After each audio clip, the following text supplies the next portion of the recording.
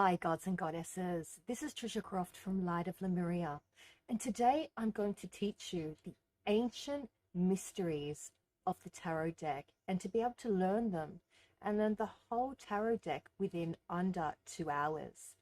So I'll be teaching you the major arcanas to start with and the soul lessons within the major arcanas, and then you have the minor arcanas, which is the everyday lessons, the day-to-day lessons throughout our life. So let's begin.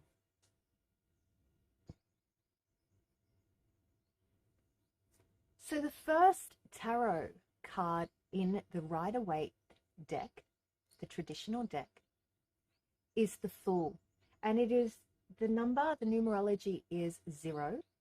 So when we have a look at this, there's always, in a reading, there's always an upright and a reverse. So the Fool, let's have a look. And when we always look at the tarot cards, we always tune into the symbols, the colors, what's represented, the hidden meanings in this card. Now, the Fool in an upright position in a tarot card, we have a look and he is this innocent, childlike wonder. He's taking a risk. It's all about new starts in life. He is a free spirit ready to take his leap off the edge of the cliff without a care in the world, throwing caution to the wind. There's new beginnings, that innocence. Although his dog here, you can see that the dog is barking to give him caution that something may be off. He has this flower of purity, this innocence, this caution to the wind. So this card also represents this symbol in somebody's life in a reading, being able to go into new positive beginnings, taking a risk, allowing that childlike energy to come through in your life, that innocence, this beginning, the starting again, that free spirit. But when it's in the reverse, the Fool can also represent recklessness, foolishness, a little bit of immaturity coming through in the reversed, almost daydreaming and no action. Okay, so if you do get this in a reading, know that in reversed, it's the beginning, new start, throwing caution to the wind. But in reverse, it can also mean about immaturity, daydreaming, and no action, recklessness. Okay, so that's the first deck in the major arcanas.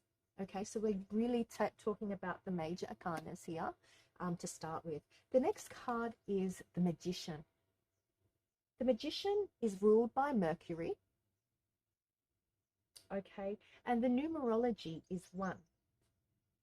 In an upright position in a tarot reading, the Magician comes through, and it means confidence, having all the tools and resources at your disposal.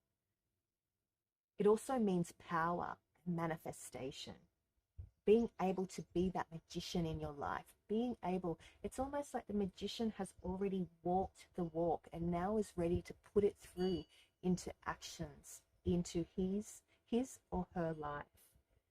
But when the Magician is reversed, when it comes through in a reading in a reversed, it can also mean manipulation, poor planning, untapped talents, and also manipulation and misuse of your power. Okay, and so we always look in and we tune in to the symbols, the hidden symbols in the cards as well. And we have a look at in the Magician, on his table, he's got all his tools, all the resources, everything at his disposal, everything that he has journeyed through life, all his lessons he's learned. And he has these soul lessons and these soul gifts already laid out on the table, ready to use for his next lesson, his next cycle, his next path. So that's the Magician. So now we're going to have a look at the High Priestess. And so the High Priestess is ruled by the moon. Her numerology is 2.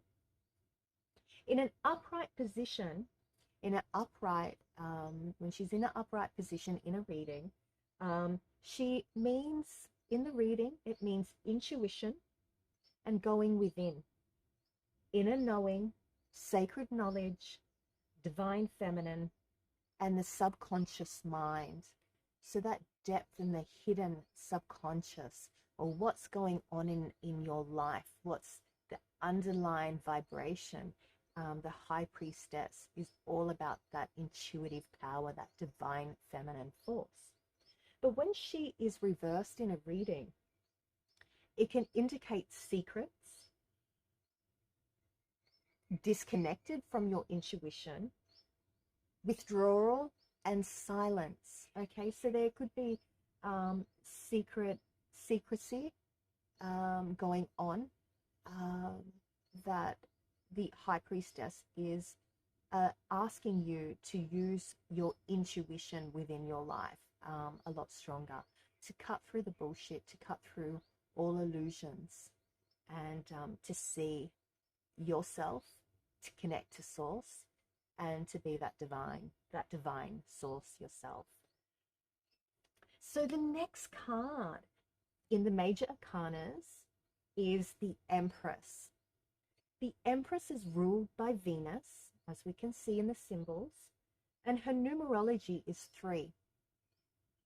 In an upright position in a tarot reading, she represents growth, fertility, pregnancy, motherhood, new projects, and femininity. And she's closely connected to Mother Earth, Mother Nature.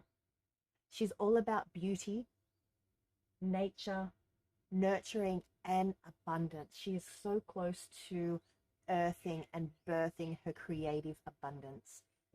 But if the Empress is in a reversed position in a tarot reading, it can mean creative blocks, dependent on others, and a lack of confidence. And we always look into the symbols and always look into our intuitive gut feelings as well, our clairs, our senses as well, to represent and to see where this card represents to our client, and what meanings will come through for our clients, to give them the best advice and the best, to open their hearts to their path and their mission. So the next card in the tarot deck is the Emperor. Now the Emperor is all about structure. He's masculine, and he is the divine counterpart for the Empress. So when we have a look at the Empress was ruled by Venus. The Emperor is ruled by Aries. The Emperor is also, his numerology is 4. So in an upright position, the meaning of this card is all about structure, organization, rules, and masculinity. He's all about that dominant masculine authority, establishment, structure, and a father figure. But in a reverse position, it means domination, excessive control, lack of discipline, and inflexibility. So he could be a little bit stubborn in the reverse. So having a look now, let's go to the next card in the major arcanas. So the next card is the Hierophant. So this card is ruled by Taurus, and the numerology is 5, as you can see in the card. In an upright position, this card represents learning, the learning path, religion, spirituality, a spiritual mentor, a guide, spiritual wisdom, religious beliefs, conformity, traditions, and institutions. But in the reversed, it means personal beliefs, freedom, challenging the status quo. And to me, this card represents in the reverse a bit of an anarchist, being told what to do makes their blood boil. So a bit of a fighter, but they are a leader in their own right. This is about the Hierophant is all about that spiritual mentor, that guide. You know, I always see, for instance, Moses leading his people, and the Hierophant is about that spiritual mentor, that guide to guide people through their life. Okay, so the next card in the major arcanas is, just making sure, is the Lovers. Now the Lovers is ruled by Gemini, and the numerology is 6. So in an upright position in a tarot reading, the Lovers represents, this card represents life-changing choices, the turning point, union with another, 2 as 1, and emotional decisions. Okay, so it's about love, harmony, relationships, values, and alignments. To me, I also look at this as the twin flame, a soulmate card. It is one of the most beautiful cards in the decks for a love reading. In the reversed, the Lovers represent self-love or disharmony, imbalance, misalignment of values. So we always look at, when we look at these cards, we also got to look at the hidden symbols and the meanings in these cards, because it gives you more depth into your reading and being able to tap in a little bit more and tune in with your client. And also finding out the cards that are beside this card as well in a reading to see where this path or their client's path leads to as well. Okay. So the next card in the major arcana is the Chariot. So the Chariot is ruled by Cancer, and the numerology is the number 7.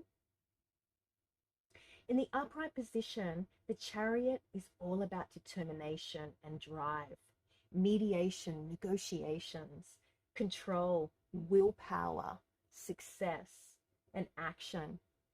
But in the reversed, it can also mean lack of direction, opposition, or also self-discipline, or that mastery of the mind, or self-discipline. You can see in the cards that he is controlling his chariot or his sphinxes there. He hasn't got any reins, but he's controlling the chariot with his mind. So it's all about willpower here, the Chariot. So let's have a look. So the next card that we have a look at in the major arcanas is the Strength. So the Strength here is ruled by Leo. The numerology is the number 8. And when it is in an upright position in a tarot reading, it means gentle strength, patient, control, compassion, lots and lots of courage, strength, and influence. And this strength is not also on the physical, but it's a spiritual strength that really comes through. But in the reverse, it can also talk about self-doubt, low energies, and raw emotions. Okay, so let's have a look at the next card. The next card in the tarot deck is the Hermit. So the Hermit here is ruled by Virgo, and it is numerology is number 9.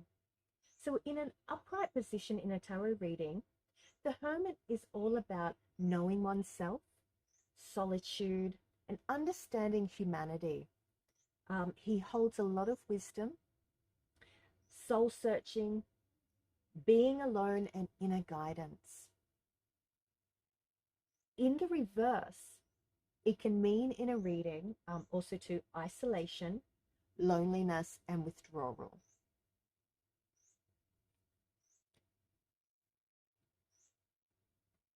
Okay, so the next card in the tarot deck is the Wheel of Fortune. Now, the Wheel of Fortune is ruled by Jupiter, And the numerology is 10. In an upright position in a tarot reading, the Wheel of Fortune can mean change, good luck, destiny, karma, life cycles, a turning point. Okay, so I always look at the Wheel of Fortune in a tarot reading as good luck, good fortune. Things are moving in a good direction. But in the reverse, it can mean bad luck, resistance to change, and breaking cycles. And when we talk about bad luck, it doesn't mean that your whole world is going to fall apart. It just means that there's some sticky, icky energies. You know, there could be some resistance to moving forward and blocking you from the abundance from life, that universal abundance. Okay, so the next card in the tarot deck is, let's have a look, Justice. Now, Justice is ruled by Libra, and the numerology is 11. In an upright position, Justice can mean cause and effect, karma, fairness, legal issues, justice, truth, and law. In the reversed, the Justice can mean unfairness, dishonesty, and lack of accountability. So like I said, it depends on the cards around and your client's question as well. If they're going through some legal issues too, it depends on if the card is in the upright, in the reverse, what cards are beside. But you know when you immediately see the major arcana, the Justice, that it is all about upright, it's all about fairness, legal issues, justice, truth, and law. So it works in a positive favor, but in the reverse, it can talk about dishonesty, unfairness. Okay. And so the next card we will look at the major arcanas is the Hangman. Now the Hangman is ruled by Neptune. His numerology is the number 12.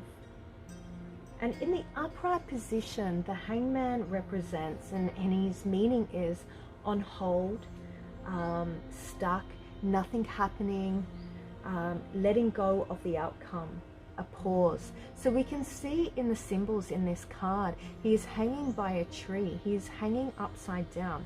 He's stuck. He's not going anywhere. But the beautiful thing about this is that while he is stuck in his life, or this pause, he is thinking. There's this halo around his head. So there's this new perspective or new insight coming through in his life. And it may not be,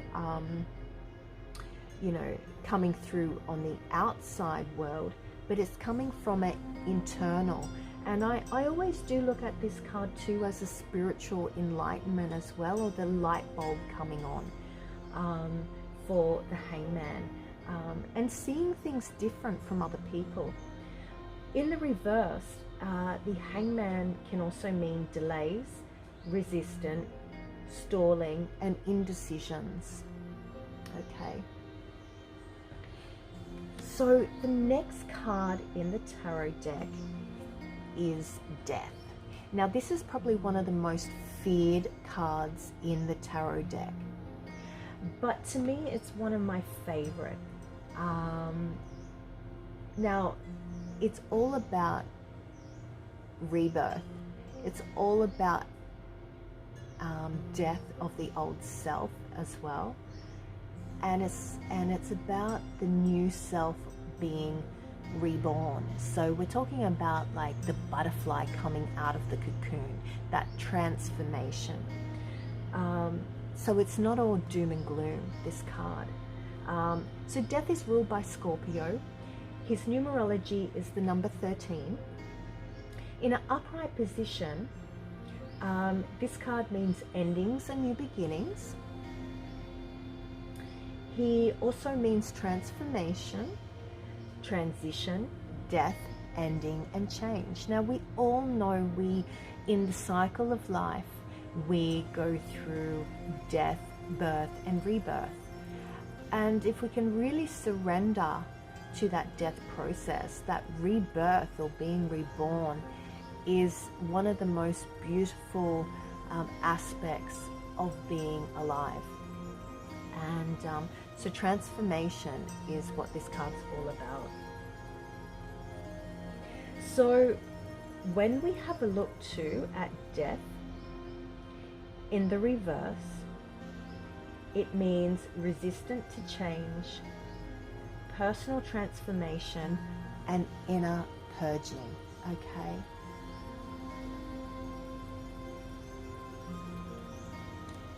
So let's have a look at the next card in the major arcanas. So this beautiful card, the Temperance, is ruled by Sagittarius, and the numerology is 14. In an upright position, this talks about balance. This talks about moderation, chemistry, getting it right, spiritual guides all around you. And you can see this as the angel here. So talking about divine guidance too. Patience and purpose, spiritual purpose. In a reverse though, in a tarot reading, it can mean imbalance, excess, self-healing, and realignment. Okay, so let's have a look at the next major arcana. So this beautiful card, the Devil. The Devil is ruled by Capricorn, and the numerology is 15. So the Devil in the upright position indicates addictions, bad habits, codependency, materialism or being materialistic, shadow self, attachments, restriction, sexuality. So if you have a look at the symbols in this card, you have a look at the two humans, the male and female, are chained to the earthly plane, to earth. And the reason why they're chained is they're chained in their animal self, or their anything that keeps them stuck in the materialistic world and stops them from evolving spiritually.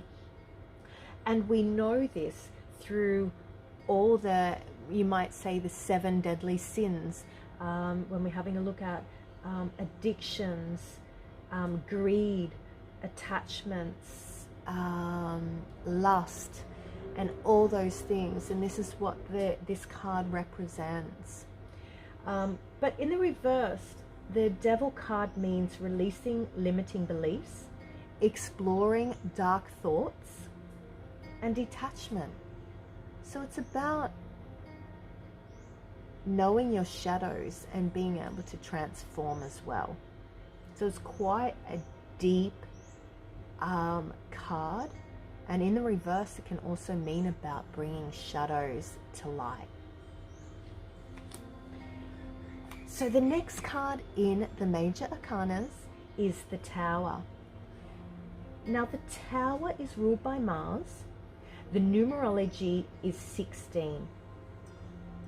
And when we really tune into the symbols in the Tower, we have a look at people falling out of a building.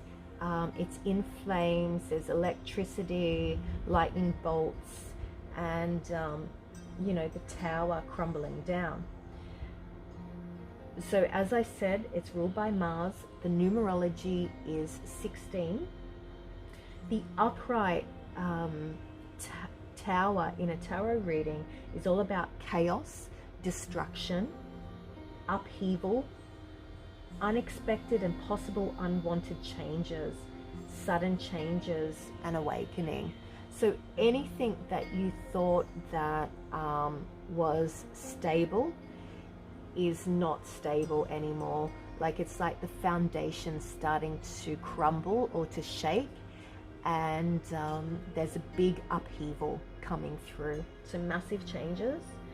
In the reverse, the Tower represents personal transformation, fear of change, And it can also mean about averting disaster. So it could be environmental disaster. So this card, you know, I mean, it sounds very, very dark, but it's a card also too of massive change. And I think if we can really adapt to change, and if we know that change is coming, or we can feel that, then we can make the right decisions to bring about a positive outcome for those changes. Yeah. Okay, so the next beautiful card in the tarot deck in the major arcanas is the Star. Now the Star is ruled by Aquarius. The numerology is 17, and in an upright position in a tarot reading, it means renewed optimism, hope, serenity, spiritual love, joy, good health, and looking after yourself. It's also about beauty, faith. It's also about purpose, renewal, and spirituality. So it's a beautiful, gifted card. In the reverse, it can also talk about lack of faith, despair, self-trust, and disconnection. Okay. Also too, in the reverse, it also can represent ill health as well, or you know, to make sure that you check in on yourself and look after yourself as well. So the next card in the major arcanas in a tarot deck is the Moon. Now the Moon is ruled by Pisces, and the numerology is 18. In an upright position, we have a look, and the Moon means insecurity, anxiety, illusion, fear, health issues, secrets, illusions, subconscious, and intuition. So when we have a look at the Moon, or the darker aspects of the Moon, it is all about that intuitive, subconscious energy, or what's behind the shadows, or that secret part, or what is the shadow of yourself or your life. Okay. In the reverse, it means release of fear, repressed emotion, and inner confusion. Okay, so to me, in the reverse, the meaning is all about knowing that shadow within yourself and being able to release the fear, or starting to release those shadows. Okay, so the next card in the major arcanas is the Sun. Now the Sun is ruled by the Sun.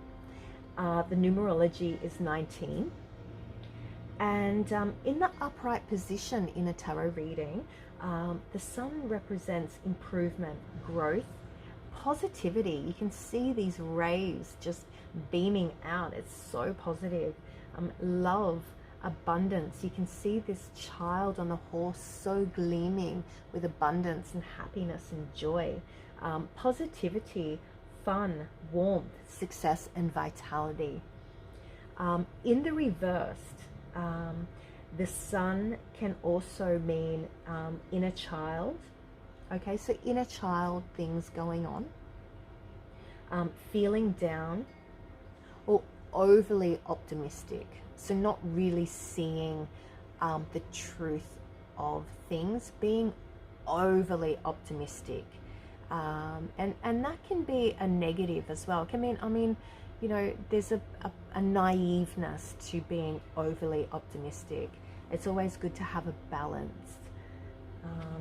Okay, so the next card in the major arcanas is the Judgment. Now the Judgment is ruled by Pluto, and the numerology is 20.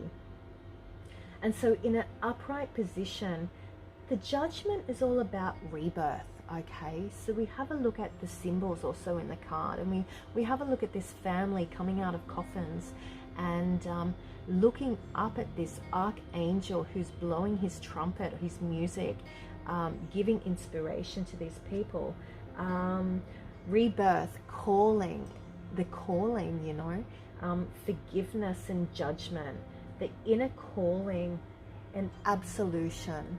Okay, in the reverse, it can mean self-doubt, inner critic, or ignoring the call, you know, that calling or that inner calling, the divine calling.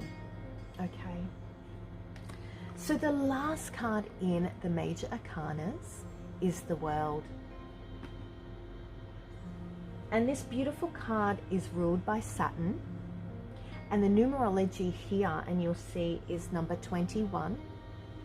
And in an upright position, the World can mean being in the right place, you know, being in the right place, accomplishment, completion, pause before the next stage, new chapters in life, and coming out of an old cycle and into a new cycle, integration.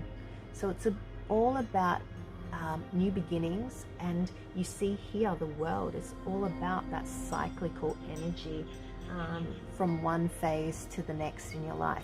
It can also represent travel as well, or worldly travels. In the reversed, the World is about seeking personal closure, shortcuts or delays. Okay.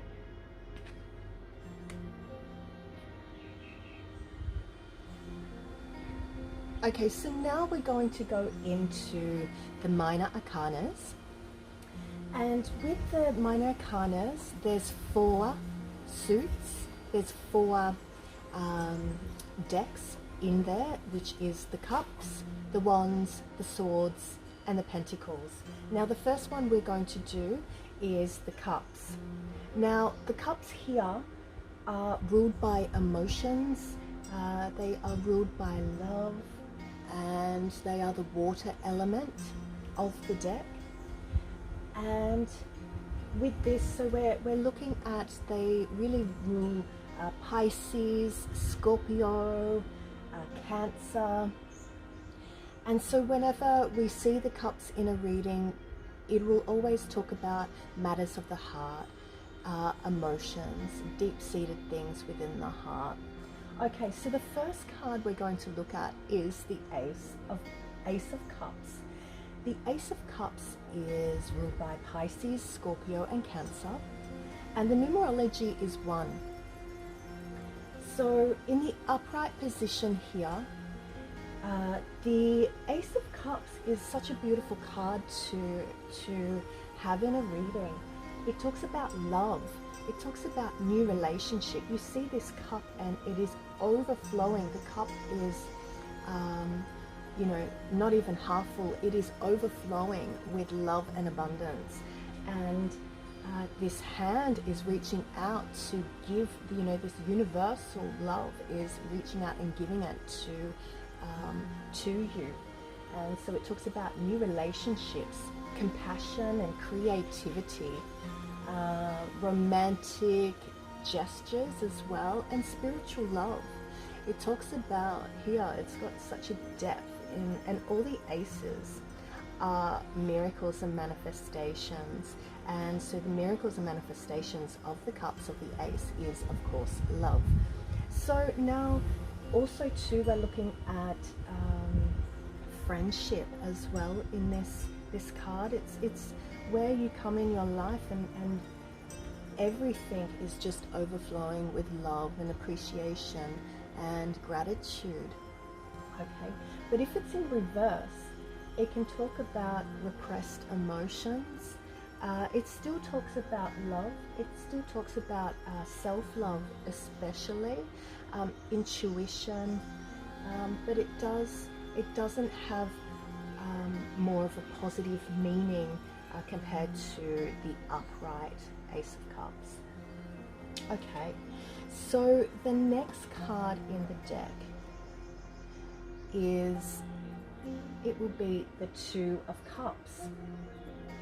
Now the Two of Cups here, it represents beautiful soulmate love. Now the Two of Cups is ruled by Venus, and if we have a look too, it is also, the numerology is also number 2. And in an upright position in a tarot reading, it will be talking about that soulmate union, especially in love. If it's in career, finances, or especially career, we can talk about business partnership that's going to be prosperous and amazing. But here it's talking about partnership, mutual attraction, and commitment. We see two people coming together with the cups of the heart, and we see the lion with wings, or that universal love source coming down and flowing between them, or that yin and yang coming through their life force. So yes, we're talking about pure love, and I love this card. To me, it represents like that twin flame soulmate union. But in the reverse, it can talk about more going within and needing more self-love. It can also indicate a breakup in the reverse, disharmony and distrust as well. Okay.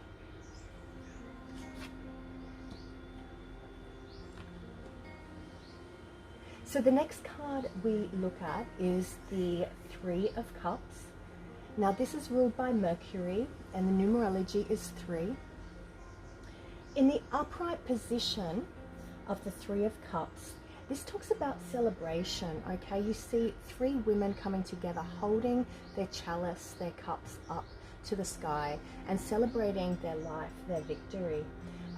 It also talks about creativity, collaboration, fun, community, social gatherings, and being quite social, really honoring your life and celebration. It's all about celebration.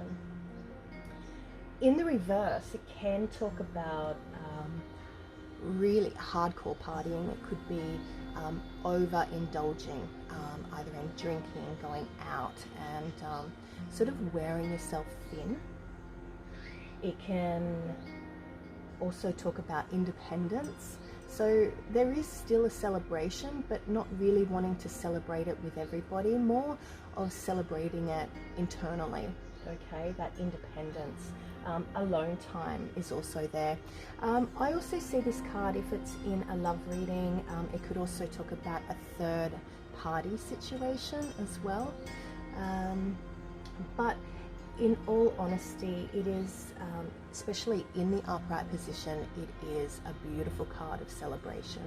And it's almost like patting yourself on the back and rewarding yourself, celebrating life. Okay, so the next card here that we're going to look at is the Four of Cups. Now, the Four of Cups, when we have a look here, the Four of Cups is ruled by the moon. The numerology is 4. And in the upright position, I always see this card as boredom. Okay, so this person is being offered from the universe a cup, a message, something like a gift, but the person sitting under the tree is not wanting to take it. It sort of has that stubbornness about them and not willing to look up and put their head up to see the opportunities around. It can also talk about meditation or going within, an inward focus. In the reverse, we have a look at the Four of Cups in a reverse position in a reading. It can talk about withdrawal, retreating from the world, and checking in for alignments. So that is quite a beautiful card. It's sort of just like re-evaluating and re-collaborating your world. Okay. So the next card in the deck of the Cups is the Five of Cups. Now the Five of Cups is ruled by Mars. The numerology is 5. And in the upright position, you have a look, and I always say, have a look at the symbols in this card, and always go and use your intuition as well. But as you see, this person is standing, they're cloaked in black, they've got their head down, they're looking at these 3 cups that have been spilt over. So we automatically see that it's, you know, there's a regret in this card, in the upright, like failure and disappointment. It can also mean loss, hurt, pains, bereavement, grief, and emotional challenges. In the reverse, it has more of a positive sort of meaning, because this person has understood and they have had personal setbacks. But there's a part of them where they're starting to heal. So there's that self-forgiveness, and they're starting to move on. So there's a positive outlook in the reverse to the Five of Cups here. Okay. So the next card is the Six of Cups. Now the Six of Cups is ruled by the Sun. Numerology is 6. And I always love this card. To me, this card in the upright position always talks about, for me, if it's in a love reading, it could talk about past life connections, or someone coming in from the past life, in your past life, coming into your world. You know, it talks about revisiting the past, childhood memories, and it has that, and you see these 2 little children playing and being childlike. So it's bringing that childlike joy back into your life again, or playfulness.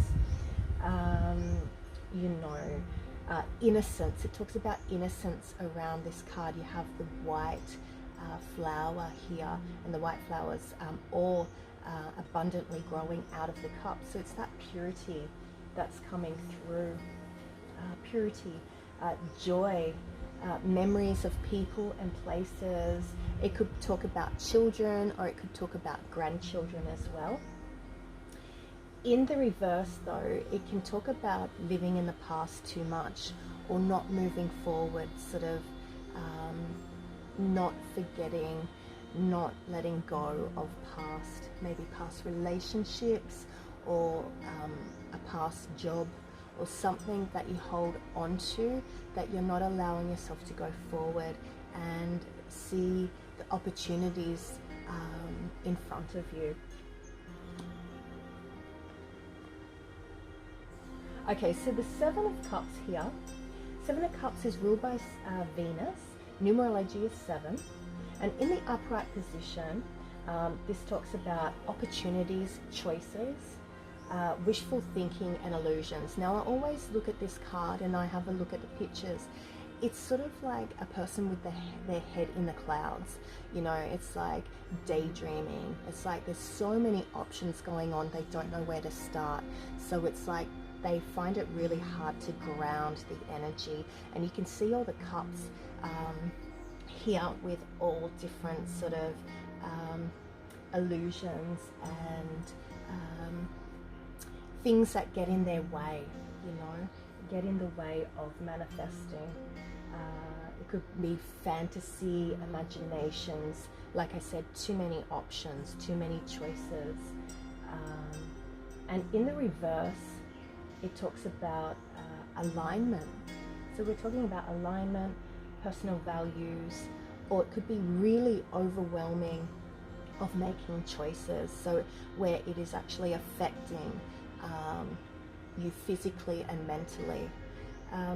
In a love reading too, I always see this. If you're reading, it could talk about your beloved might have a lot of options in relationships, or a lot of in their love life. They may have a lot of options too. Okay.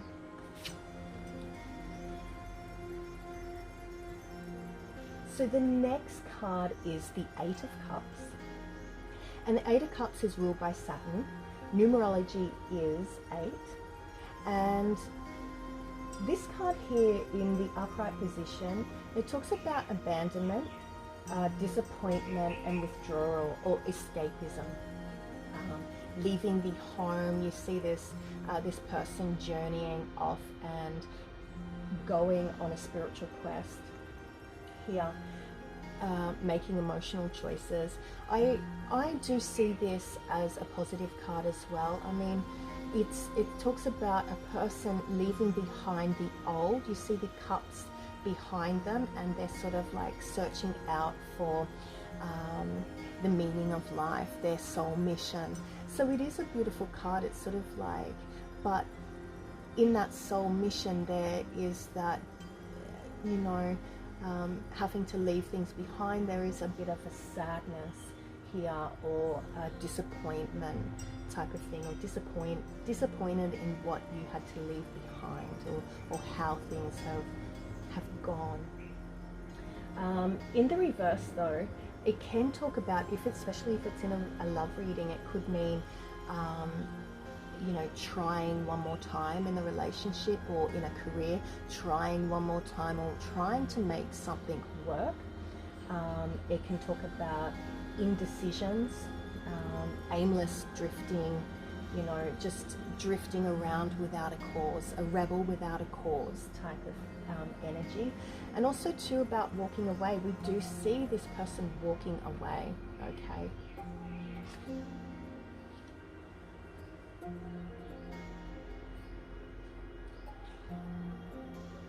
So the next card here is the Nine of Cups.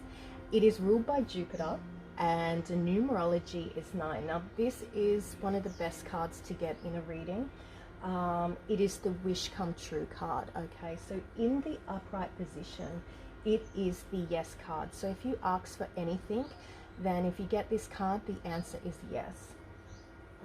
So it can talk about satisfaction, gratitude, like I said, wish come true, contentment, emotional security, comfort and happiness. So it is such an abundant, positive card.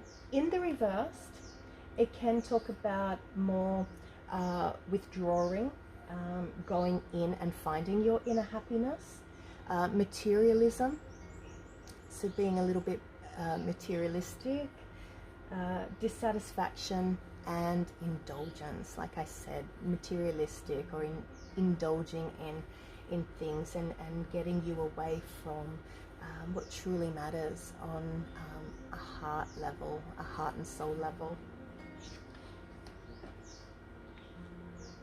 Okay, so the next card here is the Ten of Cups. Now the Ten of Cups here is ruled by Mars. The numerology is 10. And in an upright position, this is a beautiful card as well. It talks about divine love, blissful relationships. Now we see a couple cuddling together with their hands held up. The children are playing and dancing. You see the green and the house in the background, the green grass, the river flowing, the happy home. And the couple are looking up at the rainbow in the sky, and there's abundance. You know, there's 10 cups full here. So we look at blissful relationships, alignment, happy family home, harmony, fulfillment, and peace and love. So it's such a beautiful card. In the reverse though, it can talk about disconnection, misaligned values, and struggling relationships, and you know, disharmony in the home, in the family front. So now we're going to move into the court cards of the cups. Now the Page of Cups, as we know, is ruled by water, And in the upright, the Page of Cups, and all cups are messengers, or a new start of something. And when we look at the Page of Cups, it connects with water, and they always talk about the pages about new beginnings, messages. So it's about messages on new beginnings in love. So creative opportunities, intuitive messages, curiosity, possibilities, and exploring feelings here. So you have a look at this beautiful young page with a cup, with a fish in his cup here. And it's talking about abundance, you know, love, fulfillment, new love, or a message from a loved one. And the pages can also represent a child as well. Okay, in the reverse, the Page of Cups is all about doubting intuition.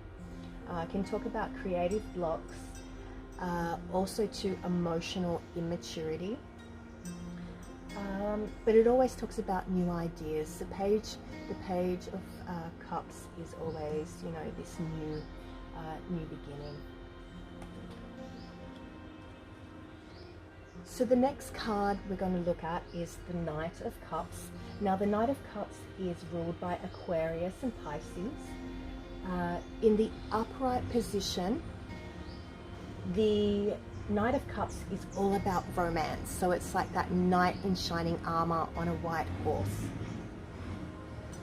Now we have a look. He's all about, this card's about creativity, charm. He has a lot of charm here. Imagination, beauty, romantic feelings and gestures, and loves to love. This guy here loves to love. And you know, a young man with a proposal in love. And it can also be a young woman as well. The knights can also be a young woman, a maiden, or a knight. So in the reverse though, the Knight of Cups can talk about jealousy, moodiness, moodiness in love, moodiness from the heart, you know. Imagination, like overactive imagination, you know. Okay, so let's have a look. So the next card here is the Queen of Cups. Now the Queen of Cups is ruled by Gemini and Cancer. Now when we have a look, the Queen of Cups she's all about love, okay? She is the love goddess. She's about, you know, in the upright, she's about compassion. She's very caring. She has that compassionate heart for others. She is very emotionally stable and emotionally mature. She always, everything is done with love here. She's intuitive, in flow of everything. She is a good friend, and this woman, honestly, this woman is ready for love. So she has her heart open really wide. In the reverse though, it can talk about codependency, disharmony in emotions within the self, you know, like overly emotional. You know, she needs to take more self-care and self-love for herself. And inner feelings, like she may be blocked in really expressing her emotions as well. Okay. So the last card in the cups is the King of Cups. He is ruled by Libra and Scorpio. And in the upright position, this King of Cups is a man ready for love. He is all about love. He is emotionally mature in his masculine and feminine, emotionally balanced. He's very compassionate and diplomatic. He's very friendly and very, very gentle. This man is all about the heart, and he lets his heart rule. But he's also balanced between his mind and his heart. But he knows at the end of the day everything's about love. For this man, everything is about love. Okay. Look at the wands. The wands represent inspiration, creativity, enterprise, ambition. Okay, so especially if you are having a career reading and you get a lot of wands, it will be talking a lot about, in depth about your career. And so let's have a look. So the Ace of Wands in the tarot deck. Now, the Ace of Wands is ruled by Sagittarius, Aries, and Leo. And with the Ace of Wands, in an upright position, it talks about inspiration, new opportunities, growth, and potential. And so there's this rush of energy, passions. It talks about passions. So if you get this in a love reading as well, be sure to know that your love or the love is very passionate, a magnetic type of magnetic energy going on.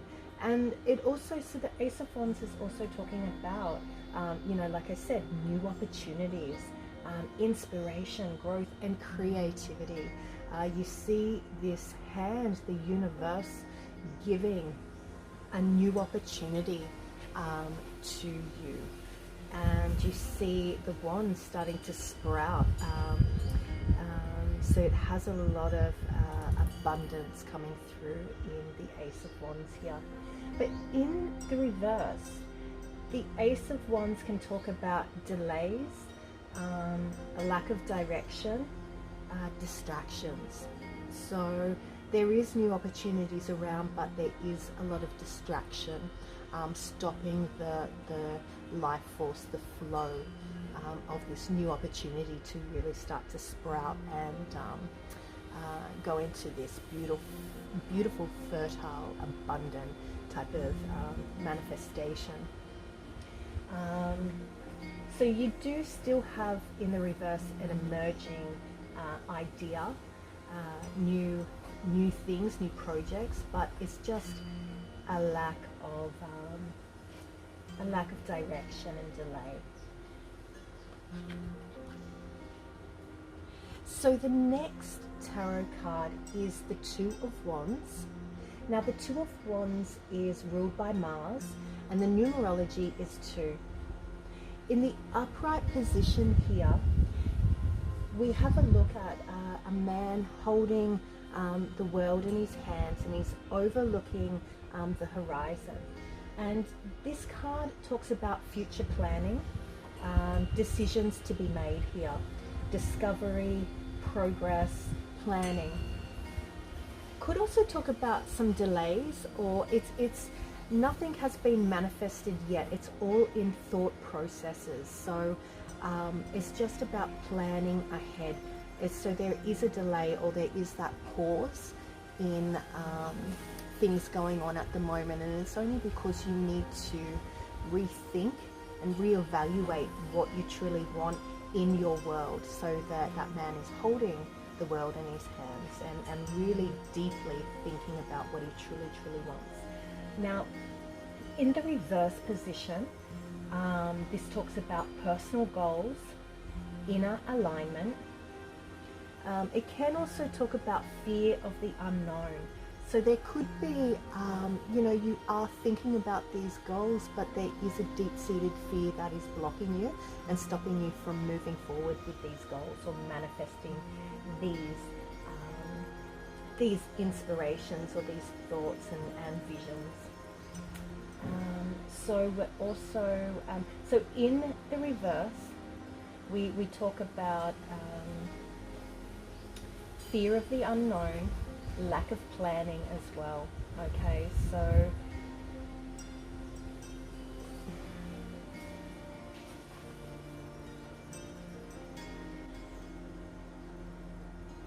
the next card here is the Two of Wands. Now the Two of Wands is ruled by Mars, numerology is 2, and in the upright position here, This talks about future planning. Now, if we have a look at the picture in this card, the symbols, the man is holding the world in his hands, and he's looking over at the horizon and looking afar. And this card is all about future planning, you know, progress, decisions, discovery, planning. There is a bit of a delay here with the planning, and that's only because everything is in thought form at the moment. It's about thinking about the visions, or really thinking about what you truly want in your world. Okay. In the reverse though, this can talk about inner alignment. It can also talk about fear of the unknown. So it could talk about there is some fears blocking you from these beautiful visions and stopping you from manifesting these ideas. Okay. And a lack of planning. On your personal goals. Okay. So the next card here is the Three of Wands. And the Three of Wands is ruled by the Sun. Numerology is 3. And in the upright position here, the Three of Wands means progress and expansion. Okay, so it talks about foresight and enterprise. There is an opportunity here for overseas travel, or an opportunity overseas. Also too, the Three of Wands can mean a bit of a entrepreneur type of energy, responsibilities, opportunity. Also can talk about a new job offer as well. Okay, so this man is really planning, really pushing through. So there's more movement in the Three of Wands than the Two of Wands. The Two of Wands was more about thinking about the vision. This one is more like there's more action sort of coming through now. In the reverse though, it can talk about playing too small, okay, or dimming your light. It can also talk about here a lack of foresight and unexpected delays. Okay. So the next card here is the Four of Wands, and I love this card. And to me, it's like the 1111 card here. You see two wands here and two wands here representing the 1111. And you see a couple in the background with their castle and the reef and pomegranates here, talking about love and abundance, opportunities.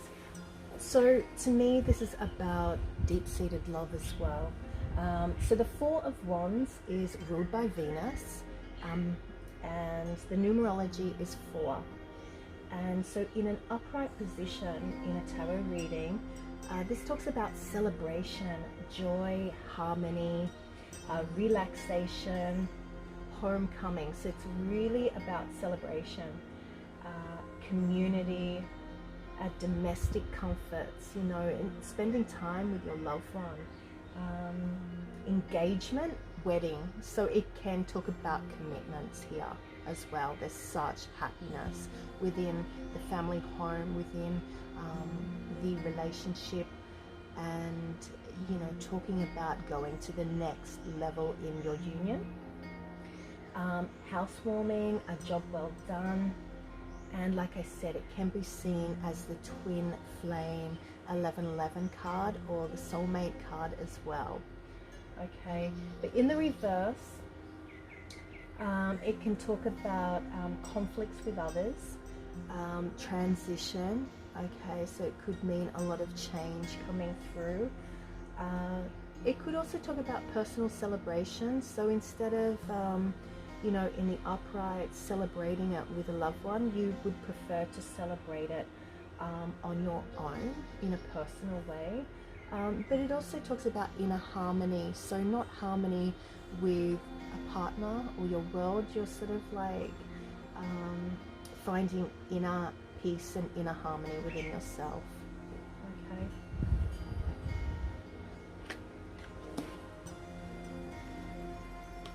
So the next card here is the Five of Wands, and it's ruled by Saturn, and numerology is 5. Now in the upright, now before I even start, now we can see already in the symbols here that people are in conflict, fighting, you know, the wands are going everywhere. So there's a battle going on. So we already know, intuitively know that this card can be, you know, a lot about competition here. So in the upright position, of course, it's about conflict, disagreements and competition, lots of competition here, tension, diversity, a lot of petty arguing, competition and strife. But in the reverse, this card can talk about more inner conflict, more fighting within yourself. You know, when we fight anyway, it is all about inner conflict, but the upright, it's about pushing that out, and it's about fighting with others. But reverse means the inner fight within yourself, or fighting against what is right for you, or the source, your life, fighting against your higher self. It can also talk about conflict avoidance, so not really wanting to fight for yourself or stand up for yourself. But it can also mean about as well too, tensions are starting to release around you, or the atmosphere is starting to, you know, not be so tense, and, you know, the tension is easing around, okay? So the next card here in the Wands deck is the Six of Wands. Now this is ruled by Jupiter. Numerology is 6. In the upright position, we can already see that this is all about success, public recognition. Like, he is on his horse, he's got his head held up high, he's noble, and he's going through the village or the community and sort of showing that he is, he's conquered. He has dominated in his field. So it's about public recognition, progress. Like I said, he's got his head held high. So it's about self-confidence, victory, achievement, good results in exams, in career, in love as well, and public acknowledgement. So it could mean also to a promotion. In the reverse, it still talks about, you know, there is still that achievement, but it's about, instead of showing the world, it's more about personal achievements, personal definition of success, you know. It can also talk about egotism though, being overly egotistic. You know, there is that element of falling from grace, you know, being overly arrogant as well, with this in the reverse position. Okay, so the next card here is the Seven of Wands. Now the Seven of Wands is ruled by Mars, and the numerology is 7. So we have a look at this symbol in the card, and we know automatically this guy here is fending off his rivals. And, you know, you see these wands coming up at him, or trying to spear him or attack him, but in a beautiful way, he knows how to protect himself. He's fighting off his these opposing forces here. So it's about challenge, you know, competition, but it's also talking about protection and perseverance here. So I do see this as a very positive card. It's sort of like, yes, there is some you know, negative energies around, but you have the stamina and to be able to protect yourself. Now, in the reverse though, in the reverse here, the Seven of Wands here can talk about exhaustion, or giving up and overwhelmed. So not being able to protect yourself. It's sort of like it's too much fighting, too much conflicts, too much competition going on, and you're just exhausted and throwing your hands up in the air saying, I'm done, type of energy. Okay, so let's have a look. So the next card here is the Eight of Wands. Now the Eight of Wands here is ruled by Mercury. The numerology is 8. And in an upright position in a tarot reading, we look at this and, you know, these are arrows of love. I always see these as arrows of love. So if it's in a love reading, it means that Cupid's arrow is piercing through your life right now, and things are going to happen really, really fast. So movement, fast-paced changes, action, alignment. It can also talk about air travel as well. So there's that real flighty type of energy, or that really quick as a flash type of energy about this. In the reverse though, however, the Eight of Wands talks about delays, frustrations, or can also talk about resisting change around in your life. So being a little bit stubborn. It can also talk about internal alignment. So sort of like if things aren't working quite as fast as what you want, you sort of go within and start to align internally and get things right within. Okay, so the next card here is the Nine of Wands. And the Nine of Wands is ruled by the Moon. The numerology is 9. And in the upright position, it talks about courage. It talks about resilience.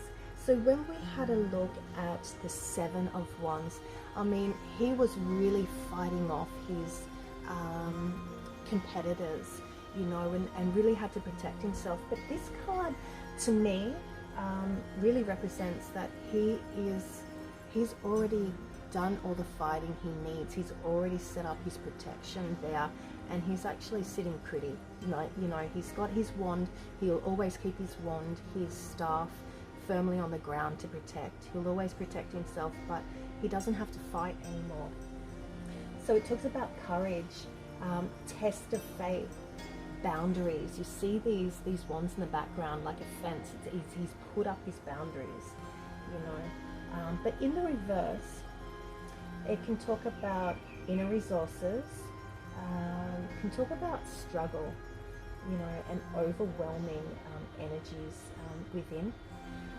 But because I talked about these, he's already protected himself, it can also talk about a little bit of paranoia. You know, it could be defensive, it could be overly protective, you know, with their life.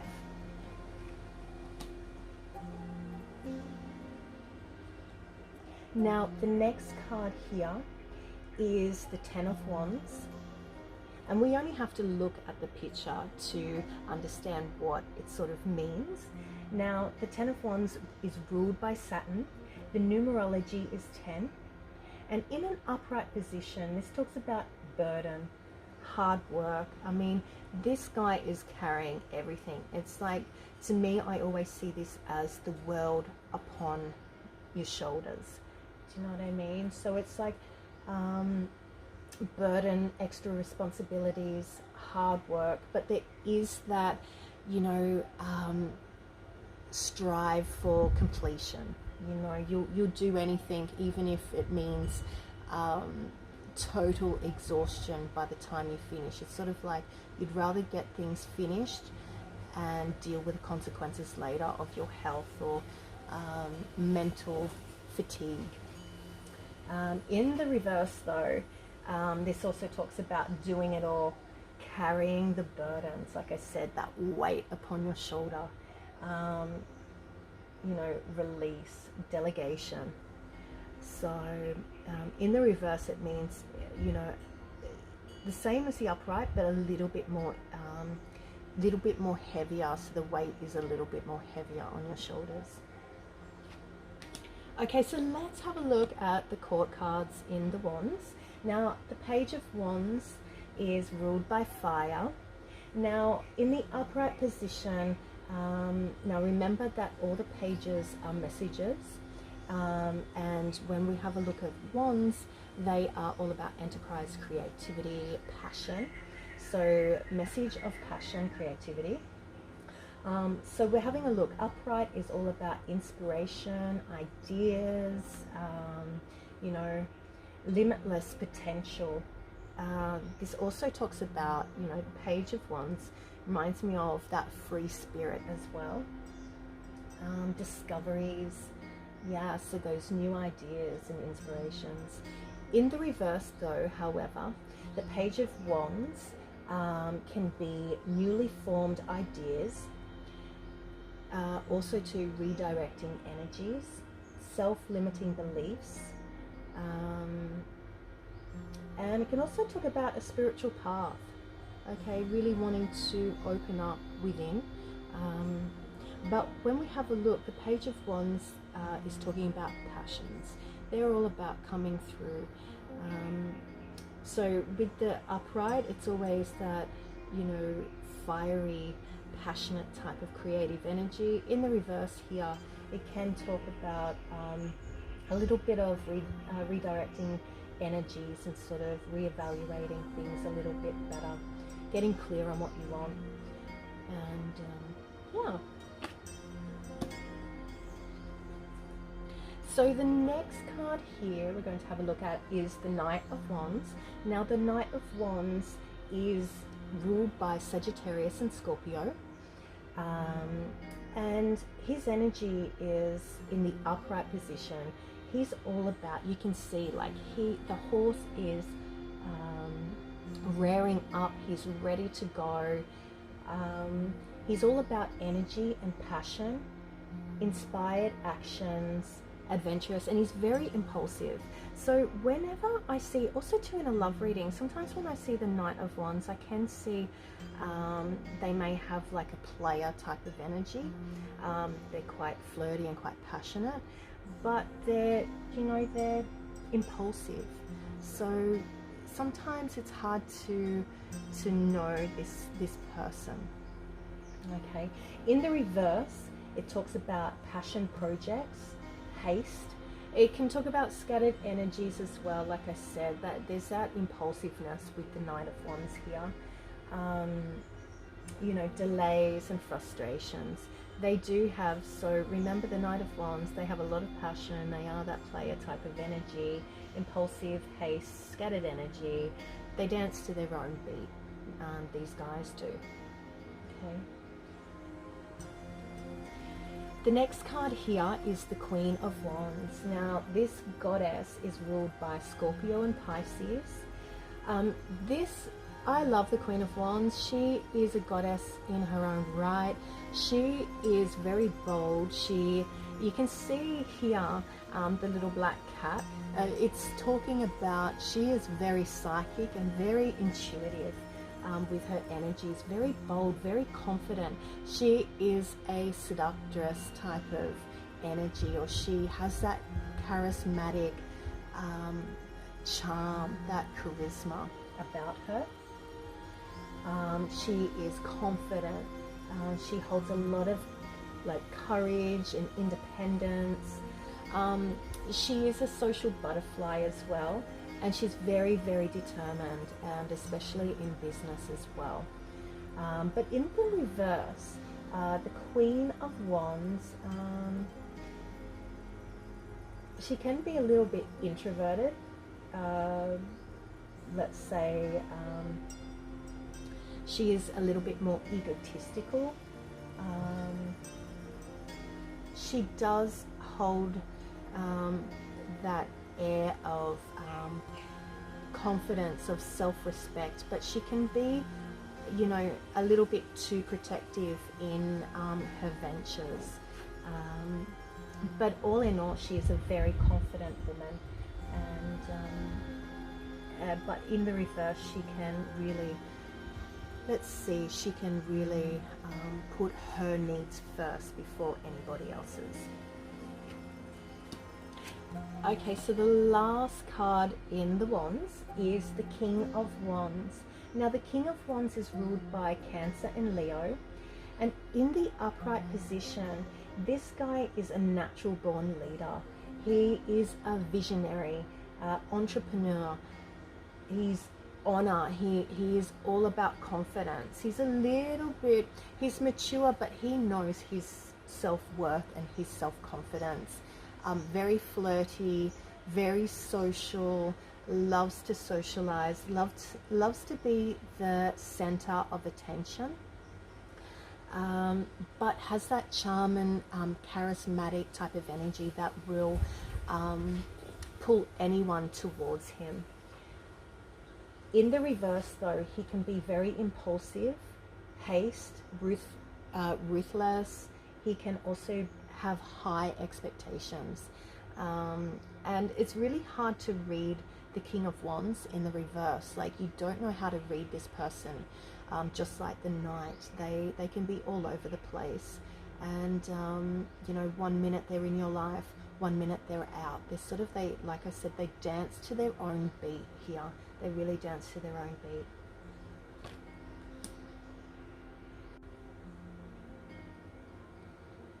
Okay guys, so the next suit we'll be looking at is the Pentacles. Now the Pentacles represent finances, career and work. And the first card of the Pentacles is the Ace. So the Ace of Pentacles is ruled by Virgo, Capricorn and Taurus. And the numerology here is 1. And in the upright position, we have a look, and this is all about new financial or career opportunity, manifestation. This is one of the best cards to get if you are trying to manifest something, manifest your dreams, your goals. So the Ace of Pentacles is all about manifestation, abundance. It's all about the universe offering you the gift from above, with finances, career, work related issues, anything that you've been trying to manifest lately. With this card in the spread, it is a definite yes. But in the reverse, with the Ace of Pentacles, we can look at, it could be lost opportunities, you know, and also to lack of planning and foresight. So you know, there's a little bit of a stagnation going on when it's in the reverse position in a tarot reading.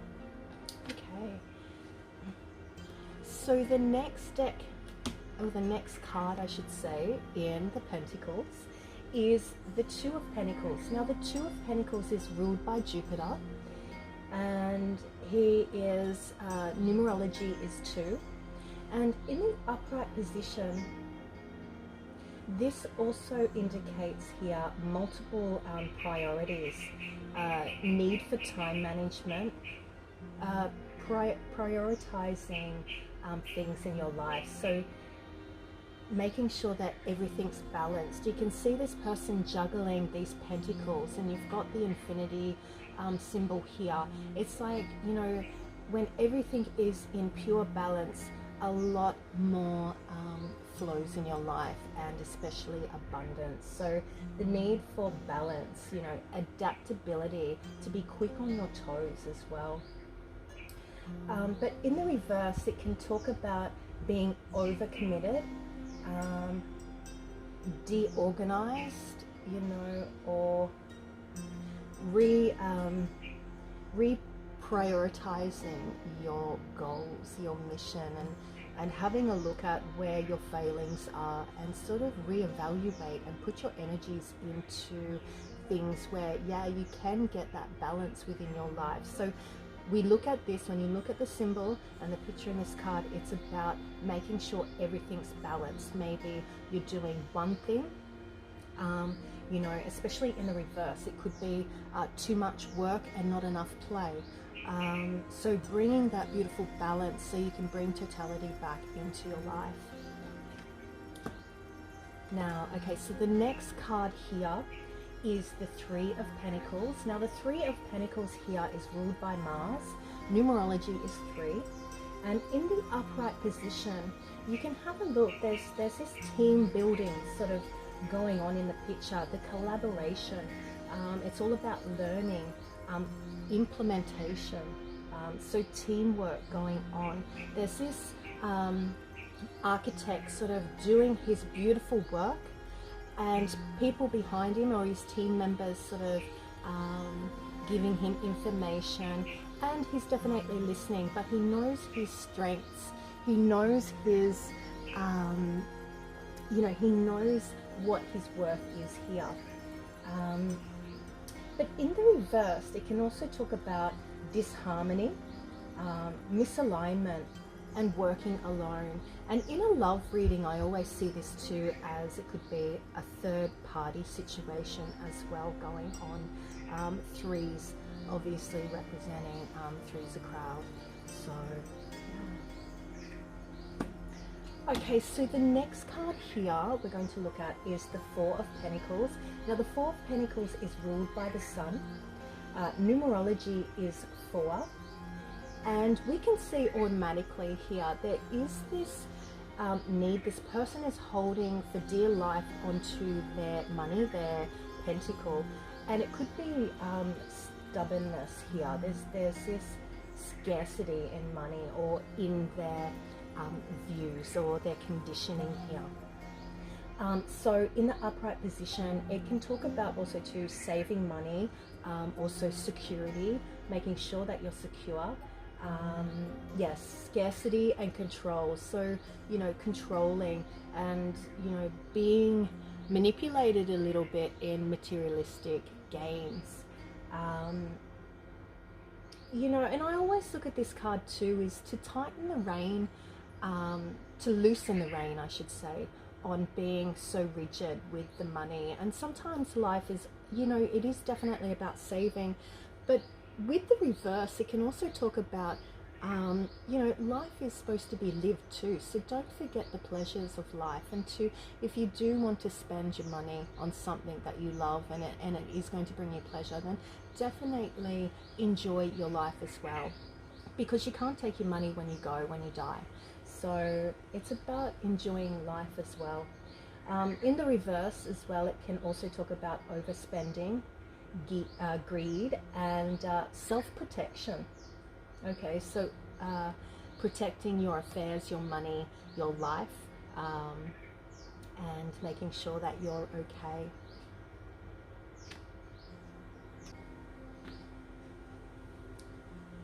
So the next card here that we're going to look at is the Five of Pentacles. Now the Five of Pentacles is ruled by Mercury. Numerology is 5. And when we have a look at this, we see these two people walking in the cold. I mean, to me, it represents a poverty card, a lack of abundance. And it definitely does represent this because they're in, they're isolated from everything. It's financial loss in the upright position, poverty, lack mindset. So, lack of abundance, their mindset, isolation and worry. And but in the reverse, in a reading, it can mean recovery from financial loss. So on the up and up, gaining from a lack of abundance, a loss of money. So there is that gain happening. But it also can mean spiritual poverty as well. So like I said, it's that mindset. It's when we think that the cup is half empty, we're going to see the world like that. We're going to see everything we do. We're not going to reach for the stars. So this card is all about poverty. So the next card we're going to look at is the Six of Pentacles. Now the Six of Pentacles is ruled by the moon. Numerology is 6. And And you can see in this picture that this man has the scales, and he's giving, well, he's giving breadcrumbs, really, isn't he? But he is giving, there is a gift coming through, or he is giving what he can. So in the upright, it's about giving, receiving, sharing wealth. So he really is sharing his wealth. He's not giving all his wealth, but he is sharing what he has, because he is generous. There is that generosity here with this card, and charity. But in the reverse, it can mean one-sided charity. It can mean, you know, unpaid debts as well, and the need for self-care, and especially when it comes to money. You know, there could be someone taking and not giving as well. So there's, you know, we look at the scale, so in reverse it could mean that imbalance of someone taking so much and you're also giving, or the reverse, you're taking a lot and not giving back. Okay, so the next card here is the Seven of Pentacles. Now the Seven of Pentacles here is ruled by Saturn. Numerology is 7. And in the upright position, we look at, this person is looking at their harvest, and it talks about long-term views, sustainability results, you know, sustainable results, I should say, perseverance and investment. So this person, to me, I feel like there is that, the energy of they're waiting for their chickens to hatch, so to speak. They've put in the hard work and they haven't really seen much fruition from everything they've planted, but behind the surface it's all taking off. So it's like being patient and planning for long-term views and long-term goals, because yeah, there is reward, there is success coming. But in the reverse, it can talk about lack of long-term visions and limited success or rewards. So it does talk about here, you know, not really succeeding with the, you know, with what you're doing at the moment, and a lack of success and rewards coming through. Okay. So the next card here is the Eight of Pentacles, and it's ruled by the Sun. Numerology is 8, and this beautiful card in the upright position is all about apprenticeship, receptive, repetitive tasks, mastery, skill and development. So this person, to me, it all represents working really hard on your dreams, your goals, and you've found your passion and you're going to work really hard. So there's success with this card here. But in the reverse, it can also talk about a little bit of procrastination, or striving for being perfect, or perfection. And we know that when we're in perfecting things, it really means procrastination, because we'll never get it done, because there's always something better that can be done. So misdirected activities as well with this card, and also self-development. So not just working on the outside and working hard at a goal, but working on the inside and working within yourself, self-development. Okay, so the next card here is the Nine of Pentacles. Now this has to be one of my favorite cards too. I love this card. She's all about independence. So this card is, the Nine of Pentacles is ruled by Venus. Numerology is 9. And so this beautiful card in the upright position is all about abundance, luxury, self-sufficiency, financial independence. So it's a woman who's got everything, and you know, celebrating life. But there is that part to her where she's got everything materialistic in her life, but she's still soul searching. She's at that stage of her life where she is wanting to go into matters of the heart now. So she's mastered her finances, mastered the materialistic world, and now she's ready to go into that beautiful heart energy of herself. But she is a woman that loves luxury, loves things around her that are beautiful, and she loves the beauty in life and the luxuries of life. In the reverse though, it can also talk about over-investment in work, hustling, workaholic. She's a workaholic, or he. It talks about self-worth too. So a lot of self-worth things comes up. Why are you working so hard on your business, and why are you a workaholic? And you know, what is it within you that you're hiding or won't? Have a look at your shadows. Okay. Now the next card in the deck is the beautiful Ten of Pentacles. Now the Ten of Pentacles is ruled by Mercury, and numerology is 10. And we can see here in this beautiful card, there's an abundance going on. There's all these beautiful pomegranates, red flowers, a couple communicating, that beautiful castle in the background, their castle. It's talking about wealth in the upright position, wealth, financial security, family, long-term success and contribution. So a happy family home, and that abundance, you know, that financial abundance of set everything within their world, and they're secure financially, in their relationship, their family, and everything as a real positive vibe and energy to the upright of the Ten of Pentacles. But in the reverse, it can talk about the dark side of wealth. It can also talk about financial failure and loss as well. So, you know, look, it could mean as well as being a workaholic and not putting enough time in your family, but more focusing on your work. It could also, like I said, in the reverse, it's that darker side of wealth. You know, making your money in not the most nicest ways. Okay. So the next card will be the Page of Pentacles. Now remember that the pages are messengers. This is Pentacles, so it's messages in career, finances, and work. So this is ruled by the earth elements, Virgo, Capricorn, and I'm having a mind blank now. So this is ruled by the earth elements.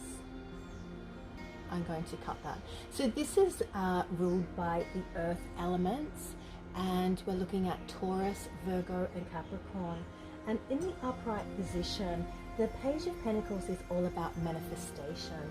It's all about financial opportunities, skills, developments, new beginnings, new things coming through on the career front, on work, in financial abundance. So beautiful card for manifestation. So whatever you've been working on recently, or dreaming of new ideas coming through, it is possible here with the Page of Pentacles. But in the reverse, there is, it does mean, you know, like a lack of progress, procrastination. It also can talk about, you know, learn from failure. So there is a little bit of a setback in the reverse position. It can also be a young child, boy or girl, that the Page of Pentacles can represent. Okay, so the next card here is the Knight of Pentacles. The Knight of Pentacles is ruled by Leo and Virgo, and in the upright position, the Knight of Pentacles, I like to say, the Knight of Pentacles is a lot slower in his action. He takes a lot more, takes his time with things, whereas the Wands is a little bit unpredictable, you know, has that player type of energy, is a little bit more scattered. And the Knight of Swords is really, it's all about action, really fast energies going on there. So The Nine of Pentacles is ruled by Leo and Virgo. In the upright position, this guy is all about hard work, productivity, routine, and he knows, you know, he is known to be the slowest in the deck. And with this card, there is that positive energy coming through, or there is an action coming through from the Page of Pentacles. Is all about manifestation. So there is that thought out plan moving ahead, but you know, slow and steady wins the race with this card. So in the reverse, it can talk about boredom, feeling stuck, being a perfectionist, but it can also talk about going back and looking at self-discipline as well. Okay. So the next card is the Queen of Pentacles. So the Queen of Pentacles is ruled by Sagittarius and Capricorn. And in the upright position, this beautiful goddess, she is, I feel like with her, she is that mother energy. She is the provider. She is a working parent, or she balances work and family life. Or she is that goddess that is financially driven, career-minded. She is nurturing, you know, practical. She's very practical and providing financially. So she is very, very abundant. And in the reverse, the Queen of Pentacles can talk about work and home conflicts. So she may be a workaholic.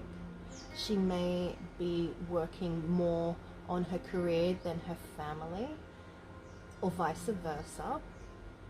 It also talks about she needs more self-care, self-love. She is financially independent, and maybe too much so. So she doesn't ask for help from others. She likes to do it all on herself, but that can be a burden in itself, and not asking for help, and not just help in finance, but help in maybe looking after the family and delegating tasks and jobs to people to take the burden off her shoulders. So now the last card in the Pentacles deck is the King of Pentacles. Now the King of Pentacles is ruled by Aries and Taurus, and in an upright position, this god is all about wealth. He is a very smart businessman. He is about leadership, security. He is very disciplined in what he does, and he brings abundance to everything he does. Very, very, very smart man, very highly intellectual. This man can make a lot of abundance, a lot of abundance here, a lot of wealth. But in the reverse, this man is obsessed with money. He's obsessed with wealth and status. He can be very stubborn. He is ruled by Taurus. So Taurus are known for digging their heels in and being quite stubborn. So this man is quite stubborn, and it's also talking about financially incompetent. So in the reverse, he may be here obsessed with money, but just doesn't know either doesn't know how to manifest financially, or is just so obsessed with money that money is everything to him, besides his family or love. Okay. So the next suit is the Swords. Now the Swords is all about struggle, change, conflict. It is ruled by Gemini, Libra, Aquarius, or that air sign. Okay, so the Swords are about the air signs. Now, having a look, now the Ace of Swords is ruled by the air signs of Gemini, Aquarius, and Libra. And in the upright position, the Ace of Swords is all about breakthroughs. So it's all about new ideas, mental clarity, and success. Okay, so we always know that the aces are all about new beginnings or planting the seeds. And we know that the swords are all about struggle, change, and conflict. So it's about really plowing through, breaking through, and bringing through success. But in the reverse, the Ace of Swords can be about rethinking ideas, clouded judgment, so not thinking straight and clear, and getting inner clarity, so searching and going back within yourself and getting that inner clarity that is needed. So the next card is the Two of Swords. Now the Two of Swords is ruled by the moon, and the numerology is 2. In an upright position, now before I even start, we can already tell that this woman here is, she's got a blindfold on, she's got 2 swords, you know, in the upright position, and this is all about decision making. So she is undecided here. So in the upright position, it's about difficult decisions. It's about weighing up your options and avoidance. So it's, you know, there's a lot of difficulties. If you see in the water behind, it's a little bit murky, a little bit rough in the background, and it's just talking about undecided decisions. And in the reverse, it's about confusion, information overload or stalemate, and it also does talk about indecisions, but a little bit more indecisive, and it's a little bit more heavier than the upright position. Okay. Now the next card is the Three of Swords. Now the Three of Swords is ruled by Saturn. Numerology is 3. In the upright position, this is all about heartbreak, and we can see with the 3 swords piercing through the heart, and it's no coincidence that it's all about heartbreak. It's about emotional pain and sorrow, a lot of grief and a lot of hurt. So that's in the upright position. In the reverse, it can talk about negative self-talk, releasing pain, and it also talks about there is, you know, a light at the end of the tunnel in the reverse position with the Three of Swords. It talks about forgiveness and optimism. Okay, so there is that releasing of pain with the reverse of the Three of Swords. Okay. So now we are going to look at the Four of Swords. Now the Four of Swords is ruled by Jupiter, and the numerology is 4.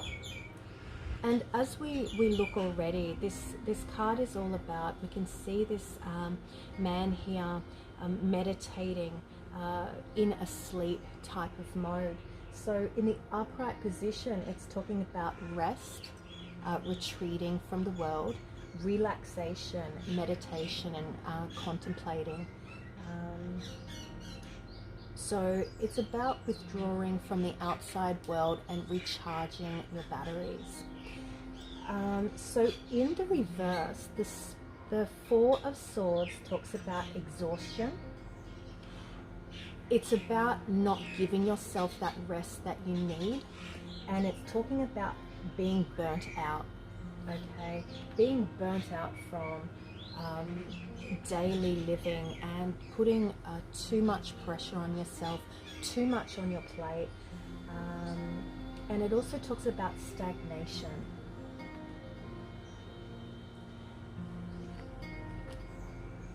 So the next card is the Five of Swords. Now the Five of Swords is ruled by Venus. Numerology is 5. And we can see already in this picture, there's some type of conflict that has gone on, and 2 people walking off in the distance, and they've left their swords. So there's a feeling with this card of conflict here. So in the upright position, we see it as disagreements, competition and conflict. So yes, there is that conflict type of energy there.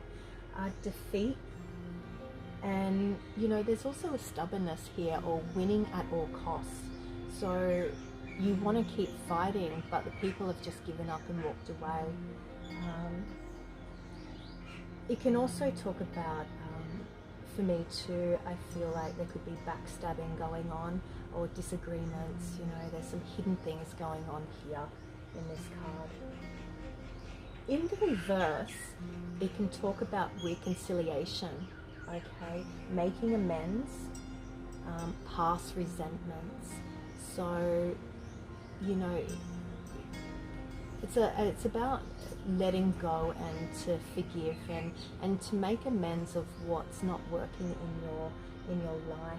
But it does talk about that reconciliation. So if there has been a fight, there will be a time to be able to make amends with these people or a situation.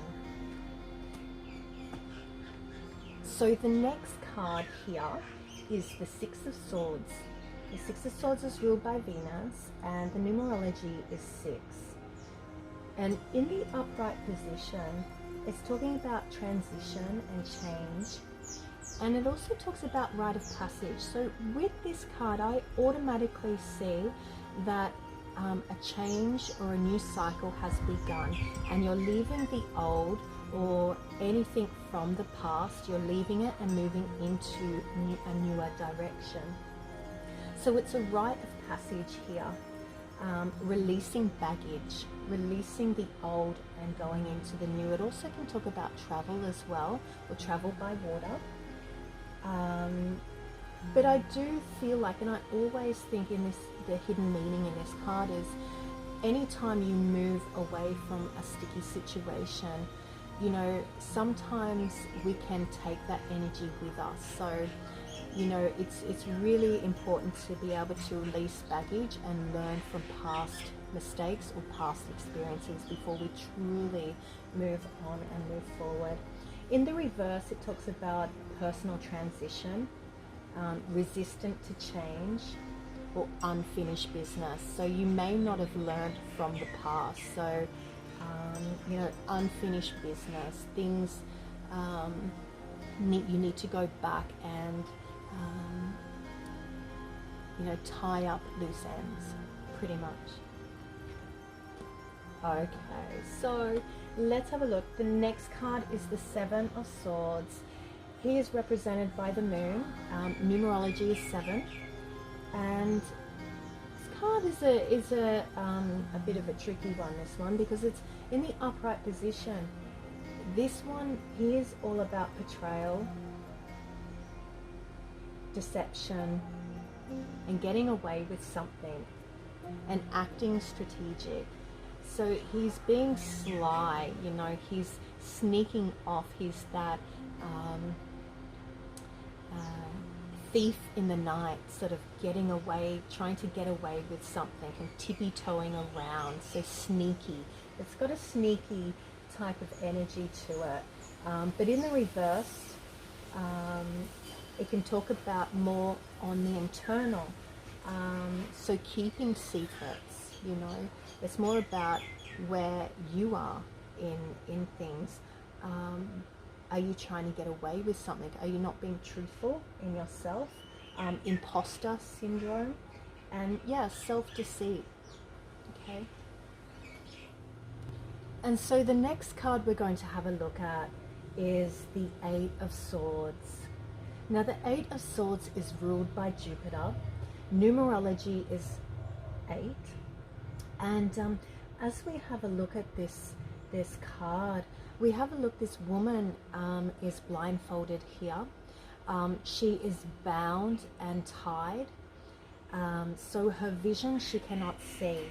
In the upright position, this meaning for this card is about negative thoughts, imprisonment, and it can also talk about imprisonment within oneself. See how she's bound. It can also mean self-imposed restrictions. And really, really look, when I really look at this card, she is a victim of herself. Mentality of victimhood, okay? But in the reverse, the Eight of Swords can talk about also the inner critic, okay? Self-limiting beliefs, and she is not wanting to see, and it's all by her own doing here. It can also mean too, there is a light at the end of the tunnel with this in reverse though, releasing of negative thoughts. So she is seeing that the only one that's going to help her out of this mess is herself. So she is going through that purging or releasing negative thoughts, and she is now open to new perspectives. So the next card we're going to look at here is the Nine of Swords. Now the Nine of Swords is ruled by Mars, numerology is 9, and when we look at this card in the upright position, this card represents anxiety, worry, fear and depression. You can see this person with their head in their hands. Something is keeping them up at night, this worry, this depression. And it can also represent nightmares or you know, something that they can't shake, this dark energy around them. In the reversed, it can talk about inner turmoil, deep-seated fears, secrets.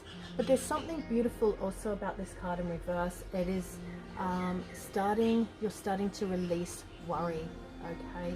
You still have that deep-seated fear, but at least you're starting to work on yourself, okay? So it's quite a heavy card. The next card here that we're going to look at is the Ten of Swords. Now the Ten of Swords is ruled by Mercury, numerology is 10, and in the upright position, I mean, this doesn't look good at all, you know, and I always see this, you know, these swords are piercing into their chakra as well, their chakras. This can mean painful endings, deep wounds, deep wounds into the soul and the heart as well, betrayal. So something has happened here. There's a deep betrayal going on, loss and crisis, okay? But in the reverse, there is a beautiful light at the end of the tunnel with this, there is recovery. There is recovery after loss, after betrayal, after that painful ending, and rejuvenation, okay? So there is healing starting to take place here, okay? But along with that, there is that resisting to the ending as well, okay? So, but in the reverse, it's talking about the healing, you know, the healing and the blossoming within yourself and starting to release all those pains. So let's go to the court cards now. In the swords, we have the Page of Swords here, and it's ruled by the earth elements of Taurus, Capricorn and Virgo.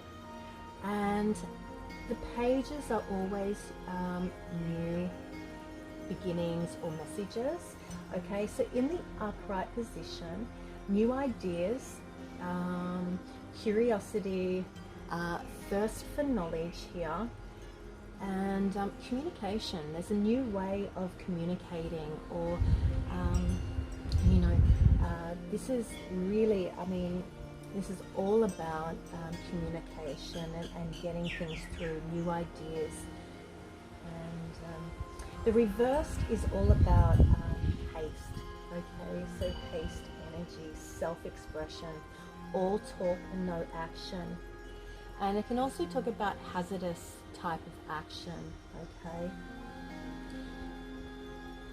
Also too, I always see, even in a love reading, if that comes up, there could be like spying going on, or stalking someone on social media, or, you know, there is that spy type of energy. I do see that you know,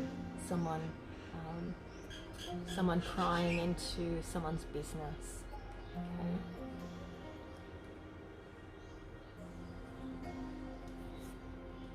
Now the next court card is the Knight of Swords, and the Knight of Swords is ruled by Taurus Gemini, and out of all the knights in the deck, this knight is the one with the most action. You can see he is plowing through with his sword up in the air, ready to take action. So in the upright position, he is ambitious, action orientated, and driven to succeed. Very fast thinking, okay? So a lot of action is happening around.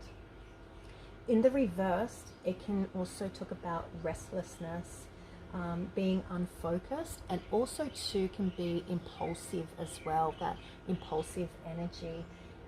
Also talking about being burnt out from all this action going on. Okay.